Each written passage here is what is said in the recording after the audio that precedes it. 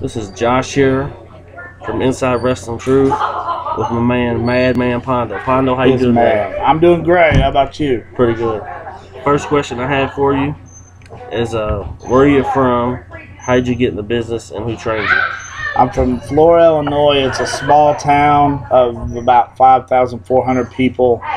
I knew this college teacher named Milton Smith, and he came at me one time and said, "Hey, Pondo, guess what? I got a professional wrestler in my school." I was like, "Oh my God, get me that guy's telephone number." So he said, "What do you want his number for? You want to go to his matches?" I said, "No, I'm going to be a professional wrestler." So I got the guy's telephone number. That was Terry Runyon, the Hillbilly, and I've been training or wrestling ever since. What guys did you follow growing up? Okay, this is going to be a kind of a long story. Okay. But I lived in Flora, Illinois. An hour and a half to the north was, to the west was St. Louis, Missouri. And they had a company called Wrestling at the Chase that had Bruiser Brody, Harley Race, and Bulldog Bob Brown, stuff like that. An hour to the south was ICW, owned by Angelo Poffo. And they had Macho Man, Leapin' Lanny, Crusher Broomfield, who later became One Man Gang and stuff like that. An hour and a half to the east was Evansville, Indiana, that had CWA, which turned into USWA, which was Jerry the King Lawler, Bill Dundee, the Sheep Herders, Joe LeDuc, stuff like that. 5 hours to the north was Chicago, that had everything. AWA, WCW, World Class came there, you know. There was a company called Windy City that I loved. You know, there was all these wrestling companies that I would go see, but my main guy that I watched the most was probably Bruiser Brody. He's the one that, you know, really caught my attention when he would come out. He would catch everybody's attention when he came out. Who was your first hardcore match against? Ian Rotten. I knew that I wanted to do hardcore. I knew that I wanted to do death matches. And the minute that I found out Ian Rotten left, quit, or got fired, whichever one you want to say, from ECW, I called every wrestler I knew until I found out what his telephone number was. And we started going all over Indiana, and then we started doing Philly and all the surrounding places doing death matches, and here I am today. Tell me what it was like working in the IWA Mid-South. Oh, man, IWA Mid-South, there wasn't a lot of money to be made there, but the people would keep you coming back. Ian was running an old Kmart building, and there would be 400 people on Tuesdays, every Tuesday. And well, for the first 3 months, I was a bad guy, so the hate coming at you would make you keep coming back. And then after that 3 months, I was a good guy, and everybody would chant your name. And you know, IWA Mid-South, I met a lot of good friends that I still know today, fans that come up to me and say, "Hey, I remember you from the Kmart building." The thing about that Kmart building was that's where I was doing all my craziest stuff, with getting powerbombed through big screen TVs, no rope barbed wires with light tubes on it and stuff like that. And you know, back then that kind of match was unheard of. But today, now that you know, there's YouTube, or so many other kids are doing it, you know, people's forgot all about me. Like, Pondo never was shit, but trust me, if I wasn't doing a lot of that shit back then, a lot of guys wouldn't be doing it today, I wouldn't think. What did you think about working with Vader? Vader was a dream come true. Like, I always want to wrestle guys that people are afraid of and show them, you know, that they're just human beings too. And of course, in WCW, Vader used to just take motherfuckers' heads off. But you know, when I got to work Vader, it was another notch off the old bucket list, and you know, I wouldn't take it back for nothing. I know he gave the promoters a little bit of trouble, but he didn't give me no trouble, and I thought it was a pretty good match. Who are some guys in the business you have no use for, if there is any? You know, even your enemies you have use for. So I would say the answer to that question is there's no no person in this business that you have no use for. Me and Ox Harley, we don't get along, but he fuels me to work hard. There was promoters that tried to keep me down that would fuel me to keep on pushing forward. And as famous as what you say I am today, I don't see it, but if it was not for haters and people that you thought you didn't need, I wouldn't be here today like I am. What's been your most painful match? I would say at CZW Tournament of Death, a guy made a bed of pencils, and I always wanted to be remembered. So I would sit back and I would watch all these guys walk around all these weapons, and there was so many weapons that a lot of guys said, "Oh, I'll do this, but the one thing that guys kept saying, "Oh, I'm not fucking with that," is this bed of pencils. So I was telling myself, maybe that's what I could do. Then I saw Necro Butcher go over to the bed of pencils, and he looked at it and he says, "I'm not fucking with that." That's when I knew, okay, I'm going to do the bed of pencils. So me and Toby Klein had a match. I let him give me a Death Valley driver, a spinning Death Valley driver on it. I still have the pencil marks in my back. I still have a purple mark on my ass from the pencils. I still have graphite in me. So it was 6 days of horrific pain. So I would say that would be my most painful match. What do you think about the future of hardcore wrestling? I see it dying. I don't want it to, and maybe it will never die. But, you got all these allegations of Hep C now, and, buildings don't want that kind of thing in their building. And, you really got to go out and find a promoter who's cool enough to let you do stuff in there. So I'm not going to say, I said it's dying, but I'm just saying that it is slowing down so much that, I don't think it'll ever be non-existent, but it's definitely very, very slow. What's your thoughts on In Rock? You are not the first one to ask me that. Everybody asks me that.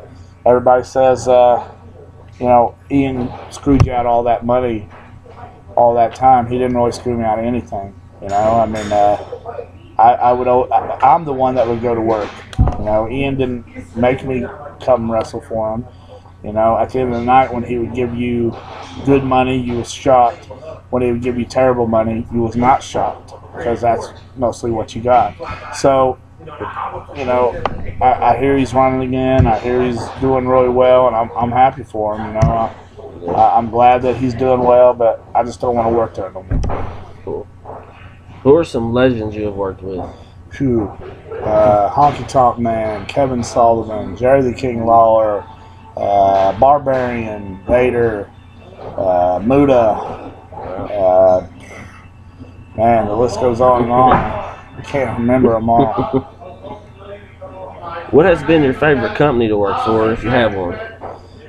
I would say my favorite company would be JCW, just because when you get done, you got all these kids praising you. You got ICP running around, and it's just kind of cool. I'd say Resistance Pro, because that's run by Billy Corrigan, and he's the one running around, and all the guys are really cool there. But the cool thing is, Dave Brocky, Odorous Urungus from Guar, has asked me to put matches together for the next Guarbecue. So I'm going to hold off on that answer and hope that this Guarbecue, kicks ass like I think it's going to. How did the name Madman Pondo come about? Madman Pondo was the Pondo part was a joke on me. There's a movie called The Party Animal, and there's a character in there named Pondo who was a 7-year college student who could never get laid. And so a bunch of my friends watched the movie in high school, and for some reason they started calling me Pondo. And they'd call me that and the fight was on, so it was either get used to the name or fight a lot. So I just said, all right, fuck it, Pondo's my name. And then from there, the Madman part, it came from, I always liked the really crazy guys. Masanaga, Mr. Pogo, not Too Tough Tony. He was never crazy at all. But, so that's where the Madman came from. I always liked the crazy characters. Who's the stiffest guy you ever worked with? Necro Butcher, which he has slowed down a lot, but it never was that he was trying to hurt anybody. He just wanted to make his stuff look good, which, I would rather somebody do that than look weak. So it was a mutual thing between the two of us. He would get stiff, I would get stiff back with him, and then he'd look at me and say, "Okay, I'm getting stiff," and I'd say, "Yes, you are," and then we would just go on with the rest of the match. What was the experience like being crowned King of the Deathmatch in 2003? To this day, is probably one of my biggest things. Beating Terry Funk for the JCW title, being put in the JCW Hall of Fame, going to Japan, Germany, England, Australia, Mexico, and Germany. Did I say Germany? And also winning the 2003 King of the Death, because there hadn't been that many winners by that time, so being one of the first few winners was pretty cool to me. What's been your worst injury? I would say those pencils, but those pencils didn't keep me down. Like I have. Tell me if you can see this on the camera. See that? Yeah. Can you see that on that? You can even pick that up and focus it in there if you want. You can see it a little bit. Well, I fractured my skull. I was wrestling Pete Madden, and he went to do a moonsault off the guardrail.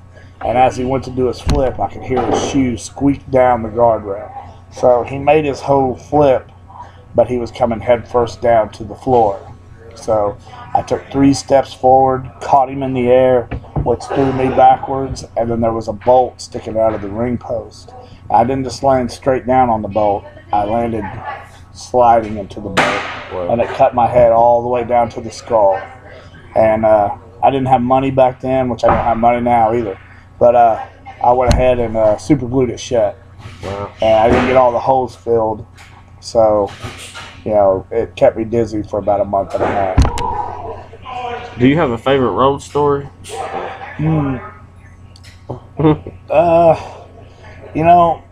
The thing about road stories are there's so many that you lose them. But there was a time for the JCW bus that there was a girl who was willing to have sex with all the boys. And, of course, I went first. And then a whole bunch of them went after. Well, I told all the guys on the bus, I said, stay awake because this girl, she's willing. She's ready to go. Well, they all put like 3 or 4 ounces of weed into this joint and smoked it, so they all fell asleep. Well, on this bus, there was curtains. So what I did was I had this girl jack off Mitch Page inside the curtain, but I put my face in the curtain. So while this girl was jacking off Mitch, he wakes up and sees my face and thinks that I was jacking him off. He damn near killed that girl, throwing her off the back of a bed. That's probably my favorite. How would you describe your time in JCW? JCW is, me and Violent J was just talking at the last gathering. I've been doing JCW 18 years. That's longer than any other wrestler. Rude Boy's been in and out. Of course, the ICP themselves. But, 18 years, and, man, I've seen a lot of things I never thought I'd get to see. Touched a lot of women that I had no business putting my hands on. And, JCW was just one of those things that I lucked into that a small-town kid from Illinois should have never had no business doing, but thank God I got to do it. How many more years do you think you will wrestle? I'm not going to quit wrestling until wrestling quits me. So, I might be one of the old farts that all the guys hate to wrestle because my balls are sticking out the edge of my singlet, but I'm going to do it just as long as I can. What does Pondo do during his free time to relax? Me and Crazy Mary Dobson, we watch a lot of horror movies. We like Archer. We like Eastbound and Down. On our free time, when it's warm, we go to amusement parks and go to we love roller coasters. We do a lot of horror conventions, but basically, there's not a lot of free time. I mean, I deliver pizzas 3 days a week, and other than that, we wrestle just as a shitload. So I'd say free time ain't really one of our options. Who are some of your favorite people in the business? Tommy Dreamer, me and him's Mojo Brothers, Jerry Lynn. Asking me some of my favorites, I'm going to leave people out, and people's going to be like, "What the hell?" But there's just so many people. Basically, everybody who's either helped me or haven't helped me up to this day. Here I am. I'm Madman Pondo, 24 years in this business. So, so many likes, so many dislikes, but everybody has helped me in one way or another to get through this. What do you think is the future of the Indies?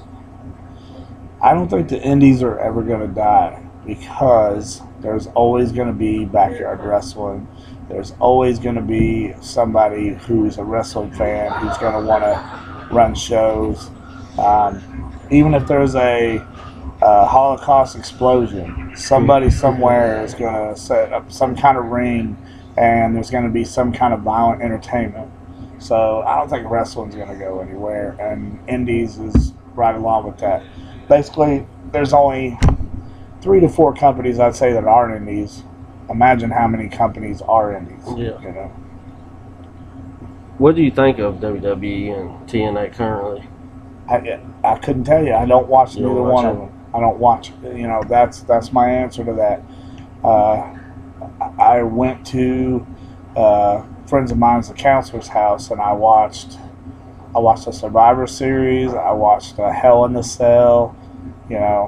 I am happy that some of my friends that I grew up in this business with, CM Punk, Colt Cabana, Chris Hero, Castaldi, fucking Dean Ambrose, one of my good friends, Sammy Callahan's getting ready to go. I am happy to see that some of the guys that I hang out with back in the day going to WWE, but I really don't have no opinion on either one of them. I'd love to see Crazy Mary Dobson get into one of the big two, because she's 20 years old, she's kicking ass. You saw her match tonight; it was pretty good, so I think she's got a good chance. Did you ever work with Ambrose, John Moxley? Against him or on the same show? No, never against him. No. How do you want to be remembered when you retire? I will tell you, that is why I still do retarded things today. I've been on 3 video games. I've been on 2 episodes of Jerry Springer. I just keep coming up with more things. I was in a horror movie with Robert Englund. I just keep doing things where my name doesn't die after I'm gone. Even on my headstone, I'm gonna have excuse me, a skull and crossbone with Madman Pondo, Kevin Kennedy, and people who don't know me is going to look at that headstone like, what the hell's the story with this guy? No matter what, my name's going to keep on living somehow. Pondo, I appreciate you coming on and doing this interview with me, man. Do you have any last words or anything you want to say to your fans? I want you people to know that Josh and what's your girl's name? Destiny are fighters. They went through a situation that a lot of us wouldn't have been able to handle, and here they both are today interviewing a jack off like me. I mean, that's a fucking fighter to me. That's a great fight. And if you plan on getting to wrestling, I want you to remember this joke. What does a large supreme pizza and a professional wrestler not have in common? Well, a large supreme pizza can feed a family of 4. Always remember that. Thanks again, man. No problem. How's that, buddy? Cool? All right, man.